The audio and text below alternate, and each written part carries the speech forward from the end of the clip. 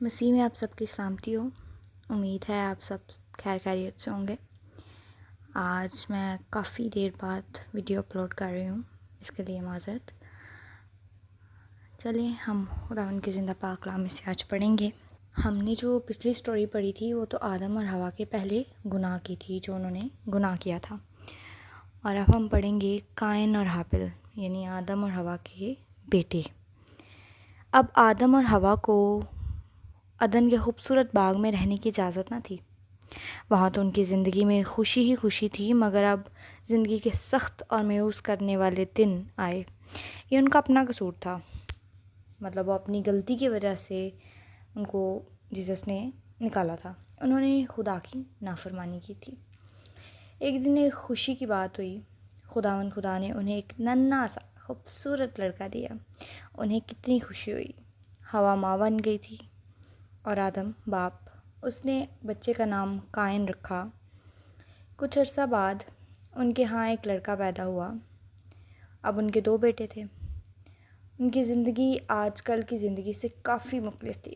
حوا کے پاس اپنے بچوں کے لیے نہ تو کوئی پنگوڑا تھا اور نہ ہی کوئی کمبل. یعنی آج کل جیسے بچوں کے پاس ہر طرح کی فیسلٹی، اب تو دنیا بہت ایڈوانس ہو گئی ہے، پہلے ایسا نہیں تھا. مطلب ٹوائز اور یہ وہ ایسا کچھ نہیں تھا اس ٹائم پہ. پھر بھی جہاں تک ہو سکتا تھا قائن اور حابیل کا خیال رکھتی. حوا نے ان کے لیے گھاس پھوس سے اور جانور کی کھال سے ان کے لیے کپڑے بنائے. دونوں بچے بڑی جلدی بڑے ہوئے. انہوں نے چلنا اور بولنا سیکھ لیا. پھر آدم اور حوا نے انہیں دعا مانگنا سکھایا. کیا کرنا سکھایا؟ دعا مانگنا سکھایا. انہوں نے اپنے بچوں کو خدا اور باغ عدن کے بارے میں بتایا اور شیطان کے بارے میں بھی بتایا کہ اس کی وجہ سے وہ کہاں سے کہاں آ گئے.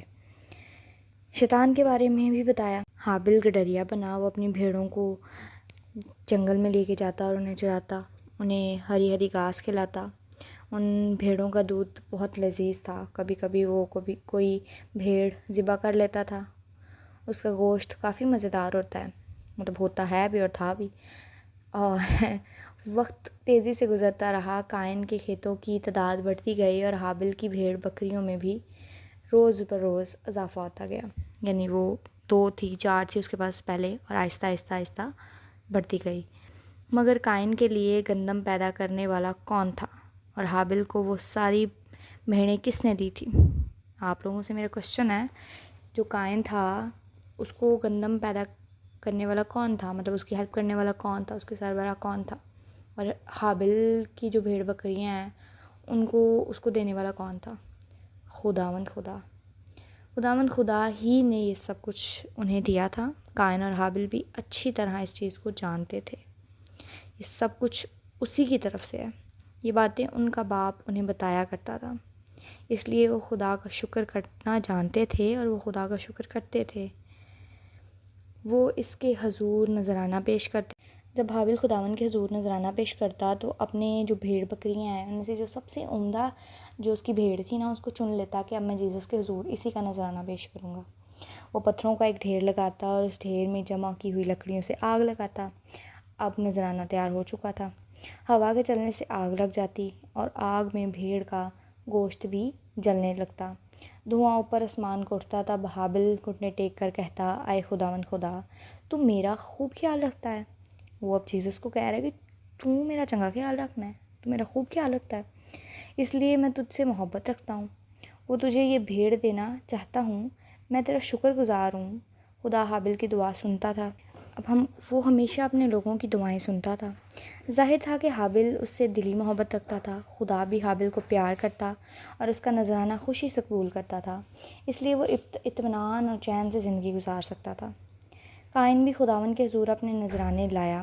پہلے اس نے حابیل کی طرف پتھروں کا ڈھیر لگایا، یعنی جیسے حابیل نے کیا تھا ویسے ہی اس نے پتھروں کا ڈھیر لگایا، جس پر اس نے خوش ٹہنیاں رکھیں. ٹہنیوں پر اس نے بھیڑ کے بدلے گندم کا ڈھیر لگا کر آگ لگا دی. پھر قائن نے بھی دعا کی، مگر وہ دل سے خداوند کا شکر گزار نہ تھا. وہ سوچنے لگا مجھے خداوند کا شکر گزار ہونے کی کیا ضرورت ہے. جو قائن تھا وہ کیا تو سارا اس نے حابیل کی طرح ہی تھا، لیکن وہ سوچنے لگا کہ مجھے کیا ضرورت ہے خداوند کا شکریہ ادا کرنے کی، کیا میں نے خود ہی گندم نہیں بوئی اور اسے اگانے کے لیے سخت محنت نہیں کی. یعنی وہ کہتا تھا کہ سارا کچھ میں آپ ہی کیتا ہے جو خدا کی. خداوند خدا قائن کے دل کو بھی جانتا تھا. ظاہر تھا کہ قائن اسے پیار کرتا. اس میں ہم ایک ورس ایڈ کریں گے، Genesis 4:3-9. One day Cain gave part of his harvest to the Lord, and Abel also gave an offering to the Lord. He killed the firstborn lamb from one of his sheep and gave the Lord the best part of it. The Lord was pleased with Abel and his offering, but not with Cain and his offering. Amen. اس کو سب نے یاد بھی کرنا ہے اور اچھے سے. جب قائن کو پتہ چلا کہ خدا نے میری قربانی قبول نہیں کی تو اسے خدا پر اور اس سے بھی زیادہ اپنے بھائی پر غصہ آنے لگا. اس کے دل میں حسد پیدا ہو گیا. اس نے سوچا خدا ہمیشہ حابل کو اول درجہ دیتا ہے، یعنی حابل کوئی فرسٹ پریورٹی دیتا ہے اور مجھے نہیں دیتا. وہ اسے خوش کر دیتا تھا جب کہ میں اداس رہتا ہوں. یعنی خدا حابل سے زیادہ پیار کرتا ہے اور مجھ سے نہیں. آسان لفظوں میں ہم یہ کہہ سکتے ہیں. اس کے خیالات اسی ایک بات کے ارد گرد گھومنے لگے اور جتنا زیادہ وہ اس بات کے متعلق یا اس بارے میں سوچتا اس کی نفرت اور غصہ پہلے سے زیادہ بڑھ جاتا. ٹھیک ہے. اسی وجہ سے اپنے بھائی کے ساتھ اس کا سلوک نہایت برا ہوا. وہ اپنے بھائی سے اچھا سلوک نہیں کرتا تھا. خداوند نے قائن کو آگاہ کیا، قائن تیرے دل میں بھائی کے خلاف اتنا حسد کیوں ہے؟ یعنی جیسس نے قائن سے پوچھا کہ تو اپنے بھائی سے اتنا حسد کیوں کرتا ہے، کیوں اتنی جیلسی فیل کرتا ہے اس سے؟ کیا یہ تیرا اپنا ہی قصور نہیں؟ کیا یہ تیرا اپنا فالٹ ہے؟ تو ایسی حرکتیں نہ کرے تو اس میں تیرا ہی فالٹ ہے. کیا یہ تیرا اپنا قصور نہیں؟ یعنی کہ تیرا اپنا ہی قصور ہے، یہ تیرا اپنا فالٹ ہے. اگر تو مجھ سے محبت رکھے گا تو میں تجھے دلی خوشی دوں گا، اور اگر تو مجھ سے محبت نہیں رکھے گا تو ایک ظاہری سی بات ہے تو گناہ میں ہی جائے گا، شیطان کے ہی بہکاوے میں آئے گا. پر قائن نے خداوند کی آواز پر کان نہ لگایا. وہ اپنی مرضی پر چلتا رہا. پھر ایک دن وہ اپنے بھائی سے کہنے لگا، حابل آؤ ذرا کھیت کی سیر کریں. جب وہ دور نکل گئے تو قائن نے حابل سے لڑنا شروع کر دیا. جو قائن تھا اس نے حابل سے لڑنا شروع کر دیا. اس نے حابل کو اس قدر مارا کہ وہ زمین پر گر کر مر گیا. اس کی بے حس لاش سے تازہ خون ہری ہری گھاس پر ٹپکنے لگا. یہ دیکھ کر قائن بہت گھبرا گیا. سزا کے خوف کے مارے وہ وہاں سے بھاگ نکلا. یعنی جو قائن تھا اس نے اپنے بھائی کا قتل کر دیا تھا، صرف ایک جلسی میں، حسد میں. اور اس سے ہمیں یہ بچوں سبق ملتا ہے کہ ہمیں جلس نہیں ہونا چاہیے کسی سے. ہمیں جو ہم کرتے ہیں بیسٹ کرتے ہیں، اس کے لیے پریئر کرنی چاہیے. بس جیسس ہمارے ساتھ ہے. خیر وہ وہاں سے بھاگ گیا. اس کا خیال تھا کہ شاید مجھے کسی نے نہیں دیکھا، لیکن خدا نے اسے دیکھ لیا تھا. آپ تو جانتے ہیں ہمارے پیرنٹس نے ہمیں شروع سے بتایا ہوا کہ جیسس ہر جگہ ہے اور وہ ہمیں ہر جگہ سے دیکھتے ہیں. خدا سب کچھ دیکھتا رہا. اس نے قائن کو پکار کر کہا، قائن تیرا بھائی کہاں ہے؟ قائن نے نہ صرف جھوٹ بولا بلکہ بڑے غصے سے جواب دیا کہ مجھے کیا پتا. وہ روڈ ہو کے جواب دیا. کیا میں اپنے بھائی کی حفاظت کا ذمہ دار ہوں؟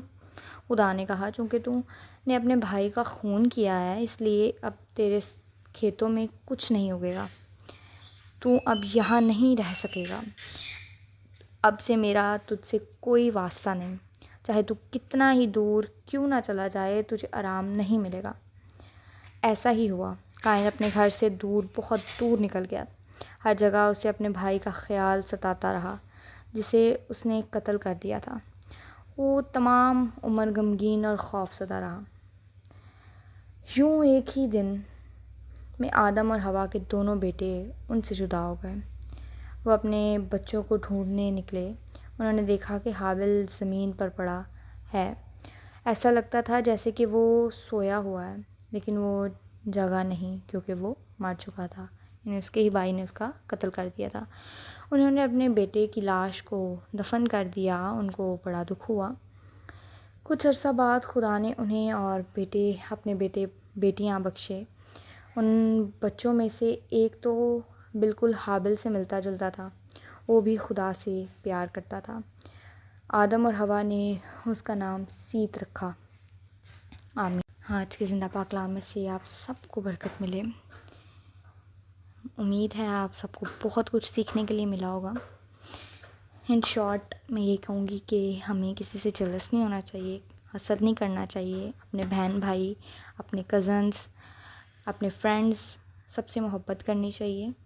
کوئی آپ سے برا کرے بھی آپ کے ساتھ برا تو آپ کو نہیں کرنا چاہیے. جیزس دیکھ رہے ہوتے ہیں اور وہ اس کو اس چیز کی سزا ضرور دیتے ہیں. آپ کو ہمیشہ پازیٹیو رہنا چاہیے، جیزس سے دعا کرنی چاہیے اور حسد نہیں کرنا چاہیے. اس سٹوری سے ہمیں یہ سبق ملا ہے. باقی خدا آپ سب کو برکت دے. God bless you. Let's get prayer. Our Father in heaven, you are so good. We want your kingdom to come and your will be done on earth. Please give us food we need for today. Forgive us when we do wrong, just like we forgive others. Help us to do not wrong and keep us safe from harm. You are the King and you have all the power and glory forever. Amen. Our Father in heaven, hallowed be your name. Your kingdom come, your will be done on earth as it is in heaven. Give us today our daily bread and forgive us our debtors as we also have forgiven our debtors. And lead us not into temptation but deliver us from evil. For yours is the kingdom and the power and the glory forever. Amen.